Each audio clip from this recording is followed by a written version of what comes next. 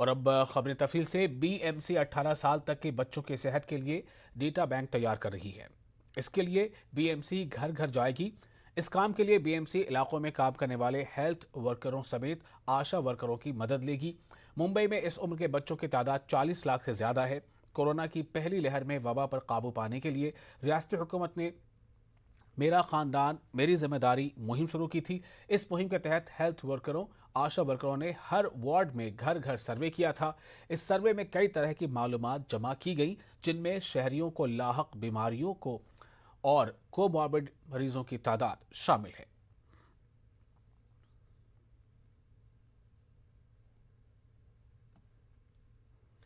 DRI Mumbai ने नई मुंबई के नावा शिवा पोर्ट पर बड़ी कार्रवाई की है। एक कंटेनर से 25 किलो से जायद हेरोइन मंशियात पकड़ी गई। जब्त शुदा हेरोइन मंशियात की कीमत बैनुल-अक़वामी मार्केट में 125 करोड़ बताई जा रही है। वहीं डीआरआई ने नई मुंबई के इलाके से एक कारोबारी शख्स जयेश सिंघवी को गिरफ्तार किया है और गिरफ्तार मुलजिम को अदालत में पेश किया गया, जहां अदालत ने उसे 11 अक्टूबर तक डीआरआई की तहवील में भेज दिया है। नांदेड़ के देगलूर बलौली हल्का असेंबली के लिए ज़मीनी इंतखाबात होने जा रहे हैं। कांग्रेस, बीजेपी और वंचित बहुजन अघाड़ी, इन तीनों पार्टियों में सख्त मुकाबले की तवक्को है। कांग्रेस की तरफ से महाविकास अघाड़ी के उम्मीदवार की हैसियत से राव साहब अतनापुरकर के बेटे चितेश अतनापुरकर को उम्मीदवार बनाया गया है। वहीं दूसरी तरफ बीजेपी ने सुभाष सांबे को टिकट दिया है, जबकि वंचित बहुजन अघाड़ी ने डॉक्टर अंतम अंगोली को इंतखाबी मैदान में उतारा है। इंतखाबात के लिए पर्चा नामजदगियां दाखिल करने का सिलसिला शुरू हो गया है।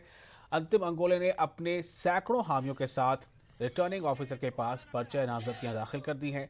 दूसरी तरफ बीजेपी उम्मीदवार सुभाष साबने ने भी पर्चा नामजदगी दाखिल कर दी है। इस मौके पर इनका साथ देने के लिए दो मरकजी वुज़रा ने नांदेड़ का दौरा किया। आणि अत्यंत नम्र बिलोली विधानसभा पोटनिवडणुकीमध्ये आज मी वंचित बहुजन आघाडीकडून अधिकृत उमेदवार म्हणून फॉर्म भरलेला आहे। श्रद्धेय बाळासाहेब आंबेडकर, अंजलिताई आंबेडकर आणि संपूर्ण राज्याची वंचित बहुजन आघाडीची टीम, नांदेडची सर्व वंचित बहुजन आघाडीची टीम आणि आमच्या देगलूर बिलोलीची सर्व वंचित बहुजन आघाडीची टीम यांच्या सर्वांच्या साक्षीने आज आम्ही इथे वंचित बहुजन आघाडीच्या तर्फे मी फॉर्म भरलेला आहे। सुभाषजी साबणे हे विधानसभेचे सदस्य राहिले आहेत, त्यांचा दांडगा जनसंपर्क आहे आणि आपण आता बघितलं असेल की जिल्हा परिषद आणि पंचायत समितीच्या निवडणुका झाल्या, त्या निवडणुकीमध्ये भारतीय जनता पक्ष हा सर्वात मोठा पक्ष ठरलेला आहे। याचा अर्थ राजकीय वारे कोणत्या दिशेने वाहतात याचा अंदाज या निवडणुकीमध्ये आलेला आहे। तर संपूर्ण मराठवाड्याची शेती उद्ध्वस्त झाली, शेतकरी देशोधडीला लागला। मात्र महाराष्ट्राचं ठाकरे सरकार आणि हे आघाडीचं सरकार कुंभकर्णासारखं झोपलेलं आहे।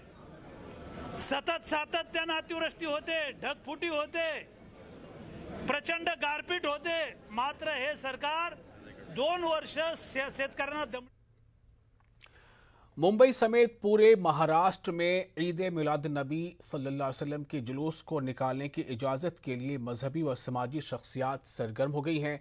इस शिविर में ऑल इंडिया सुन्नी जमीयत उलमा के सदर मौलाना मोइनुद्दीन अशरफ और रजा अकेडमी के जनरल सेक्रेटरी सईद नूरी और ऑल इंडिया खिलाफत कमेटी के चेयरमैन सरफराज आरजू की सरबराही में एक वफ्द ने मुंबई पुलिस कमिश्नर और वजीर दाखिला दिलीप कोलसे पाटिल से मुलाकात करते हुए रिवायती तरीके से ईद मिलाद का जुलूस निकाले जाने की इजाज़त देने का मुतालबा किया है। होम मिनिस्टर साहब से परसों हम लोगों की मुलाकात हुई, उनसे मुतालबा किया कि पूरे महाराष्ट्र में आप इसकी जुलूस की इजाजत दें कि जुलूस ईद मिलादुन नबी पूरे महाराष्ट्र में शान और शौकत के साथ निकाला जाए। उन्होंने उसी वक्त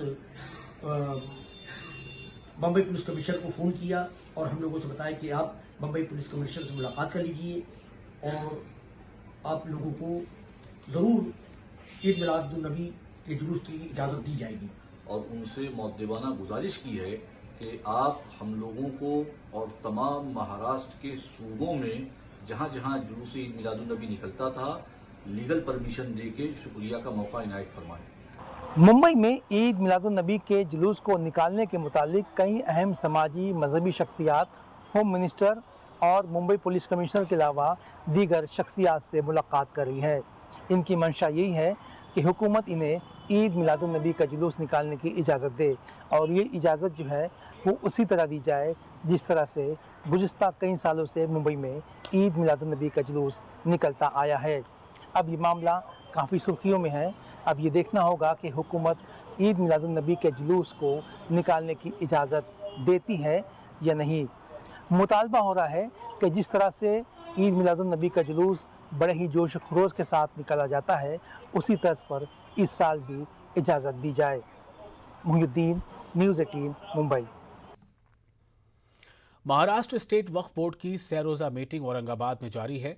मीटिंग के दूसरे रोज कई अहम उमूर ज़ेर बहस आए। सन 2010 के बाद ये पहला मौका है जब वक्फ बोर्ड की एग्जीक्यूटिव अरकान का कोरम मुकम्मल हुआ है। मीटिंग में तमाम 10 अरकान मौजूद थे। मीटिंग के बाद आज़ाद युवा ब्रिगेड की जानिब से बोर्ड के तमाम अरकान को एक मुतालबाती मेमोरेंडम पेश किया गया, जिसमें वक्फ की ज़मीन पर ज़ेर ताबीर स्मार्ट सिटी ऑफिस की इमारत में वक्फ बोर्ड का दफ्तर शुरू करने, अदालती अहकामात को नज़रअंदाज करने वाले म्यूनिसिपल एडमिनिस्ट्रेटर अस्तिक कुमार पांडे के खिलाफ FIR दर्ज करने का मुतालबा किया गया। मीटिंग में बहुत अहम और अच्छे फैसले लिए गए, जिसमें चाहे वो रजिस्ट्रेशन का हो, चाहे वो आर्टिकल 69 सेक्शन का हो या 42 सेक्शन की हो। हमारा मकसद ये है कि ज़्यादा से ज़्यादा पेंडेंसी जो वक्फ बोर्ड में है इसको जल्द से जल्द निकाले जाए और मस्जिद के, दरगाह के और बाकी भी जो काम रुके हुए ख़ास तौर पे रजिस्ट्रेशन की उसको प्रायोरिटी पे निकालने का ऐसा सब वक्फ बोर्ड के मेंबर की ख्वाहिश है और उस हिसाब से हम पूरी ईमानदारी से काम करने की कोशिश कर रहे हैं। वक्फ बोर्ड की मीटिंग के अंदर स्मार्ट सिटी के ताल्लुक से आज हमें तमाम मेंबर लोगों को हमने एक मेमोरेंडम दिए और उनसे हमने ये कहा कि भाई वक्फ बोर्ड की ज़मीन है, स्मार्ट सिटी ऑफिस बन रहा है वहाँ पर और वो इलीगल है और वक्फ बोर्ड जो जिस जगह के ऊपर है वक्फ बोर्ड वहाँ मुंतकिल करे और वक्फ बोर्ड उसको अपने पोजीशन में ले और जो अस्तिक कुमार पांडे जो है उसके ऊपर अपना वक्फ बोर्ड की तरफ से उसके ऊपर और जबरन तब्दीली मजहब के इल्ज़ामात में मारूफ आलिम दीन मौलाना कलीमुल्लाह सिद्दीकी और उनके साथियों की गिरफ्तारी के खिलाफ मालेगांव में एहतजाज किया गया। शहर जमीयत उलमा मदनी रोड ने शहतियों की यादगार पर एहतजाज किया। शहर जमीयत ने पुरअमन रैली निकालने की इजाज़त पुलिस से तलब की गई थी, लेकिन पुलिस ने किसी भी बड़े एहतजाज की इजाज़त नहीं दी। इसके बाद आज जुमे को शहीदों की यादगार के पास धरना मुनज़्ज़म किया गया। मुक़र्रिर ने कहा कि उत्तर प्रदेश हुकूमत असेंबली इलेक्शन में एकतरफा तौर पर बिरादरान वतन के वोट हासिल करने के लिए 2 फ़िरक़ों में फूट डालने की पॉलिसी इख्तियार कर रही है। हमारा ये मजहब जोर जबरदस्ती से मना करता है। कुरान करीम में अल्लाह का फरमान है ला इकराहा फिद्दीन, के दीन में कोई जोर जबरदस्ती नहीं है। उसका जीता जागता सबूत मौलाना कलीम सिद्दीकी के गांव जहां उनकी रिहाइश और मकान है धुलक में, वहां के हमारे हिंदू भाइयों ने इस बात का सबूत दिया कि हम 100 साल से यहाँ रह रहे हैं, 80 साल से रह रहे हैं, 50 साल से रह रहे हैं और 10-20 साल से रह रहे हैं। आज तक मौलाना कलीम सिद्दीकी या उनके रुफका की तरफ से कभी हम पर कोई ऐसा दबाव या प्रेशर नहीं बनाया गया कि हम हिंदू धर्म छोड़ करके इस्लाम मजहब को कबूल करें। और मौलाना कलीमुद्दीन सिद्दीकी की गिरफ्तारी के खिलाफ जलगांव की मिली तंजीमों ने डिविजनल कमिश्नर ऑफिस के रूबरू धरना दिया। इस मौके पर मुजाहिरीन अपने हाथों में प्लाकार्ड थामे उलमा के खिलाफ ज्यादतियों की मजम्मत कर रहे थे। मुजाहिरीन ने उत्तर प्रदेश की योगी हुकूमत के खिलाफ सख्त कार्रवाई और ममलकती वज़ीर दाखिला की गिरफ्तारी का मुतालबा किया है। साथ ही आसाम में अक़लियती तबके के खिलाफ रियासती हुकूमत की कार्रवाई को जुल्म से ताबीर किया है। आसाम मजलूमीन के इंसानी बुनियादों पर बाज़ाबातकारी का मुतालबा किया गया। महाराष्ट्र में हुकूमत कोई भी रहे, लेकिन जहां बात मुसलमानों को हुकूक या सहूलियात फराहम करने की हो तो महीनों के काम को दहाइयां लग जाती हैं। इसकी जिंदा मिसाल है औरंगाबाद में ज़ेर तामीर हज हाउस, जो गुज़श्ता 1 दहाई से तामीरी मरहलों से गुजर रहा है। हैरत की बात यह है कि ये अभी भी ज़ेर तामीर है। औरंगाबाद से हमारे नुमाइंदे अजहरुद्दीन की ये खुसूसी रिपोर्ट देखिए।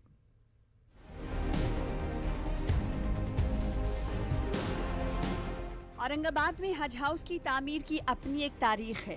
इस शहर के मुसलमानों को एजाज हासिल है कि हज हाउस के क़याम के लिए उन्हें बाज़ाब्ता एक दहाई तक तहरीक चलानी पड़ी। धरने, रैलियां और तवील मुद्दती भूख हड़ताल के मरहलों से गुजरना पड़ा। सन 2012 में उस वक्त की कांग्रेस एनसीपी हुकूमत ने रजामंदी का इशारा दिया तो मामला सियासी तंग नजरी का शिकार हो गया और शाही मस्जिद से मुत्तसिल वक्फ की जमीन पर वंदे मातरम हॉल का शोशा छोड़ा गया। मामले को फिरका वाराना रंग दिया गया और वक्फ की जमीन पर हज हाउस के अलावा वंदे मातरम हॉल की तामीर को यकीनी बनाया गया। उस वक्त की हुकूमत ने औरंगाबाद में हज हाउस बनाने के लिए जो ज़मीन की तलाश शुरू की थी वो ज़मीन वक्फ बोर्ड की थी, लेकिन यहाँ के जो खासदार थे चंद्रकांत खैरे जी, वो चाहते थे कि हज हाउस ना बने, वहाँ वंदे मातरम हॉल बने। लेकिन चूँकि यहाँ के नौजवानों ने भूख हड़ताल की थी, एक लंबे वक्त तक वो भूख हड़ताल चली थी और हुकूमत को मजबूरन उसमें एक फ़ैसला करना पड़ा कि क्यों ना हज हाउस वंदे मातरम हॉल के बाजू में बनाया जाए। सन 2013 में हज हाउस और वंदे मातरम हॉल का वर्क ऑर्डर एक साथ जारी किया गया था। दोनों इमारतों की तामीर की जिम्मेदारी सिडको इंतजामिया को दी गई। हज हाउस की तामीर के लिए 30 करोड़ का बजट मुख्तस किया गया, लेकिन सिडको इंतजामिया ने पहले तो बजट की कमी का रोना रोया, फिर 2 मरतबा नक्शे और फिर ठेकेदार बदले गए। हुकूमतें भी बदल गईं, लेकिन हज हाउस की इमारत की तामीर मुकम्मल नहीं हो पाई। हज हाउस की तामीर के ताल्लुक से सिडको चीफ एडमिनिस्ट्रेटर दीपा मधूल मुंडे से बात की गई तो उन्होंने कैमरे के सामने कुछ कहने से माजरत चाही। वंदे मातरम हॉल की तामीर तकरीबन 1.5 साल पहले ही मुकम्मल होगी और दोनों का जो रकबा है वो 1.5 एकड़ का है, लेकिन हज हाउस अभी तक कंप्लीट नहीं हुआ। तो ऐसा है कि एक हफ्ते में सारी फ्लाइटें चली जाती है और वापस आ जाती है। मतलब एक हफ्ते के पीरियड में जाने वाले फ्लाइट 1.5 महीने के बाद 1 महीने के बाद आने वाले फ्लाइट, तो 1-1.5 महीने में सारा काम हो जाता है। तो अभी ये फैसला लिया गया कि जितने भी हज हाउस है वहाँ पे एमपीएससी और यूपीएससी का सेंटर चालू करने का गवर्नमेंट ने फैसला किया है। इसके बारे में बहुत जल्द तैयार इंशाल्लाह निकल जाएगा। नवाब मलिक साहब इसके मामले में बहुत पॉजिटिव है, उनसे मिल गया। औरंगाबाद की तारीखी शाही मस्जिद के दामन में वक्फ आराजी पर तामीर होने वाले वंदे मातरम हॉल और हज हाउस की तामीर एक साथ शुरू हुई थी।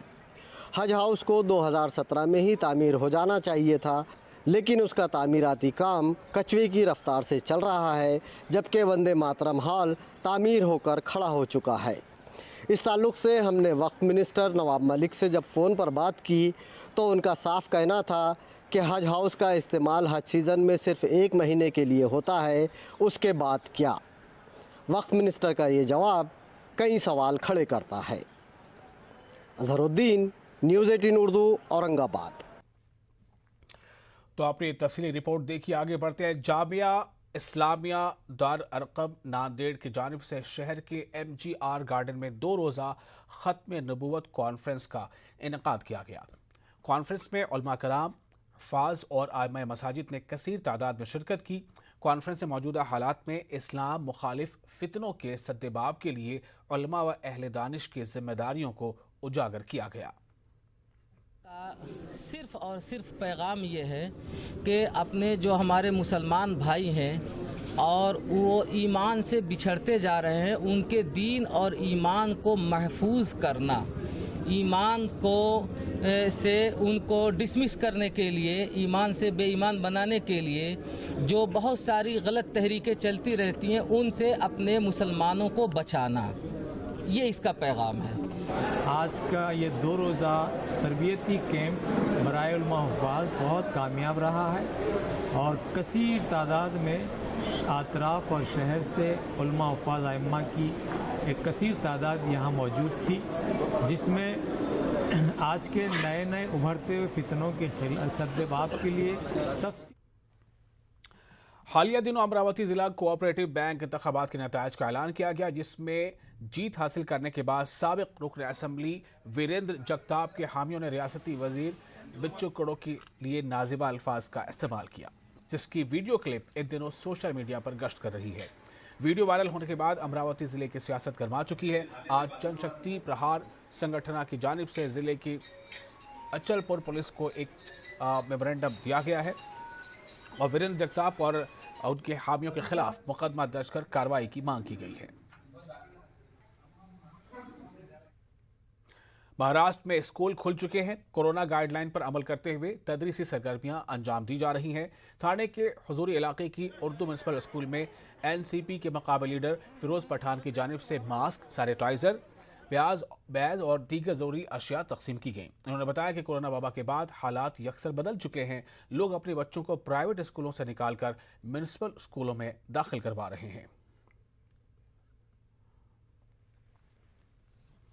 एक जानिब ख़वातीन के जज्बे, जुनून और हिम्मत की सताइश की जा रही है, तो वहीं मुल्क के आधी आबादी को मुख्तलिफ शोबों में पूरा हक दिलाने के लिए मुख्तलिफ महाज से आवाज़ें उठती रही हैं।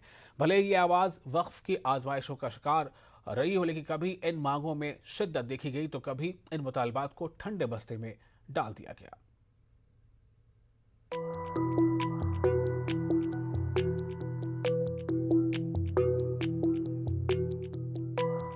ऐसा माना जाता है कि माशरे की खवातीन अगर बाइख्तियार होंगी तो समाज खुद ब खुद तरक्की करेगा। हिंदुस्तान के तनाजुर में अगर देखें तो 1950 से लेकर अब तक के सफर में खवातीन मर्दों के शाना बशाना चल रही हैं। हर शोबे में औरतों की कामयाबी के डंके बज रहे हैं। बावजूद इसके कई ऐसे शोबे हैं जिनमें खवातीन रिजर्वेशन की मांग करती आई हैं ताकि उनकी हिस्सेदारी को मुमकिन बनाया जा सके। कई दहाइयों से खवातीन सियासत में 33% रिजर्वेशन की मुंतजिर हैं। 1974 में पहली बार खवातीन को रिजर्वेशन फराहम करने का मुद्दा उठा, जिसके बाद पंचायत चुनाव में खवातीन को रिजर्वेशन दिया गया, लेकिन पार्लियामेंट में खवातीन को 33% रिजर्वेशन फराहम करने का मुद्दा अभी भी लटका हुआ है। राज्यसभा से इस ऑर्डिनेंस को मंजूरी भी मिली, लेकिन लोकसभा से इसके मंजूर होने का इंतजार आधी आबादी को आज भी है। पार्लियामेंट में 33% रिजर्वेशन पर क्या कहती हैं महाराष्ट्र की खातून वजीर और एमपी, जरा सुनिए। महिलाओं का वोटिंग का अधिकार था, समझो जो भी है मिस्टर ठाकरे तो मिसेस ठाकरे करके वो आप जा सकती थी। आपका नाम जो है उज्ज्वला वो नहीं लिया जाता था। तो ये हुआ, अभी आपको अधिकार मिला है। तो बातें काफ़ी कुछ हो चुकी है, लेकिन काफ़ी कुछ होना बाकी भी है अभी। और महिलाओं ने 30% रिजर्वेशन या 50% रिजर्वेशन या समानता पार्लियामेंट में, विधानसभा में, ये इसके लिए मुझे ऐसे लगता है कि हम लोग जैसे महिलाओं को काफ़ी कुछ बोल बाल के बड़ा करते हैं, ये करो ये मत करो, we have dos and don'ts महिलाओं के लिए, वैसे डूज़ एंड डोंट्स पुरुष के लिए भी हमें लाना पड़ेगा। अगर आप देखेंगे तो आज जो भी महिलाओं को प्रतिनिधित्व मिल रहा है, पार्लियामेंट में हो या असेंबली में हो, वो लोकल सेल्फ गवर्नमेंट बॉडीज़ में जो रिजर्वेशन महिलाओं को मिला है वो एक प्लेटफॉर्म उनके लिए है।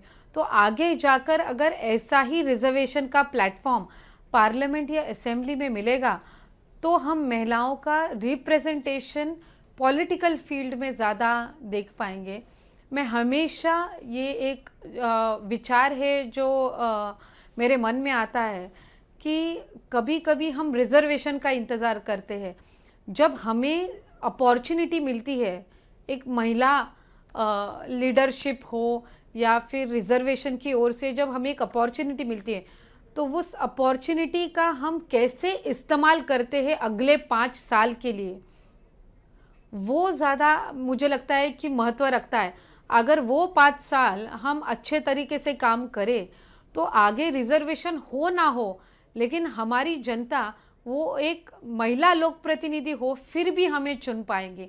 बिल्कुल करनी चाहिए, ये मेरा अपना इंसिस्टेंस है, मेरी पार्टी का है, और पार्लियामेंट में भी ये बात मैंने उठाई है, क्योंकि अब ये वक्त ज़रूर आ गया है। आज सरकार जो है एक पार्टी की सरकार है, मेजॉरिटी में है, आज वो आसानी से ये काम कर सकते हैं और ये होना चाहिए। आज जिस जगह पर, जिस सीट पर आज जो है पुरुष है, वो छोड़कर क्यों एक खातून को देना चाहेंगे? हर किसी के लिए ये मसला है और इसीलिए हर कोई मुंह से तो कह रहे हैं कि देना चाहिए, लेकिन अमल नहीं हो रहा है। वहीं न्यूज 18 उर्दू ने अपनी मुहिम औरतों का हक कोई शक के जरिए खातून सिविल सर्वेंट से ये जानने की कोशिश की कि क्या खवातीन की फलाह बहबूद और बराबरी के लिए रिजर्वेशन जरूरी है, जिस पर क्या है उनकी राय, आप भी सुनिए। देखिए, ये बहुत संवेदनशील विषय है, इसमें दोनों पहलू हैं। मेरा मानना है कि जो महिलाएं सक्षम हैं, जिनको बचपन से ही सारी अपॉर्चुनिटीज मिली हैं, उनको इसकी जरूरत नहीं है। पर हाँ, अभी जब हम शुरुआत में बात कर रहे थे, तो आज भी ऐसा एक महिलाओं का वर्ग है जिनको इक्वल अपॉर्चुनिटीज अभी नहीं मिली हैं। ऐसे वर्ग को बिल्कुल मेन लाइन में, स्ट्रीम लाइन में लाने के लिए और पुरुष महिला समानता और बेहतर ढंग से समाज में मैसेज देने के लिए उस वर्ग को रिजर्वेशन की जरूरत है। फिलहाल सारी चीजें पैरेलल नहीं आई है। हमारे देश की अगर हम पार्लियामेंट की बात करें या सिविल सर्विसेज की बात करें, पुलिस सर्विसेज की, डिफेंस सर्विसेज की, तो इनमें महिलाओं का प्रतिनिधित्व बहुत कम है, बहुत कम। बैंकिंग सेक्टर है जिसमें काफी अच्छा रिप्रेजेंटेशन होने लगा है इन दिनों में, कॉर्पोरेट सेक्टर में काफी रिप्रेजेंटेशन हो रहा है, लेकिन कुछ जो जैसे आपने कहा मुख्तलिफ क्षेत्रों में महिलाओं को रिजर्वेशन की जरूरत है क्या, मुझे लगता है। अपने हुकूक व इख्तियारात और आज़ादी के लिए जद्दोजहद करना, मुज़ाहिमत करना, आवाज बुलंद करना और दूसरों की आवाज बनना, ये है औरतों का हक, कोई शक। अमित रॉय, वसीम अंसारी और रविंद्र सहारे के साथ ब्यूरो रिपोर्ट, न्यूज़ 18 उर्दू।